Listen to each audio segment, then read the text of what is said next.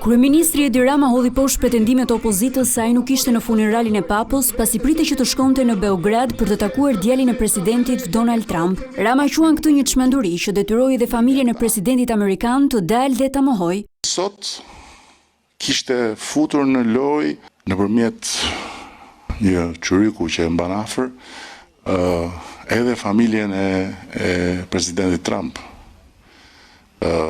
Sipas tij, unë pas kisha bërë një përpjekje që të shkoja në Beograd, prandaj nuk shkova të takoj Papën për t'i dhënë lamtumirën pas vdekjes, po prisja të shkoja në Beograd, se në Beograd do shkonte djali i Trumpit dhe aty unë me vllaun tim Vučićin do futesha si fanti spathi dhe do përshëndesja, por kjo nuk që e mundur, sepse kjo dështoi, sepse Shtetet e Bashkuara.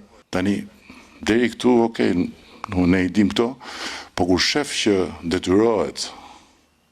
detyrohen njerëzit e familjes presidentit Shtetet e Bashkuara që të mohojnë këtë çmenduri, të vjen turp.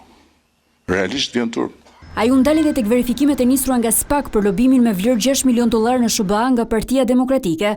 Dje shqiptarët kanë parë një kontratë të pabesueshme të Kënetës me një grup magjistarësh amerikan, siç I quajnë.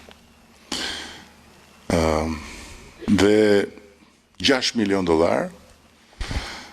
janë deklaruar në bazë të ligjit amerikan, duhet deklarohen, se ndryshe është krim shumë I rëndë, janë deklaruar si pagesë nga ana e Kënetës për të pastruar damkën nga balli I bufit të Kënetës.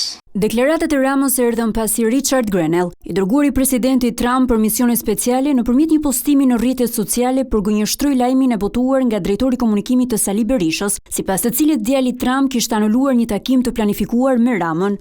E kuptoj që jeni disa ditë larg një zgjedhjeje të rëndësishme. E kuptoj që emocionet janë të larta. Zgjedhjet tuaja I kam parë në heshtje, sepse Shqipëria është një aleate e rëndësishme dhe e besuar e Amerikës në NATO. Por kjo histori nga media juaj është një gënjeshtër totale.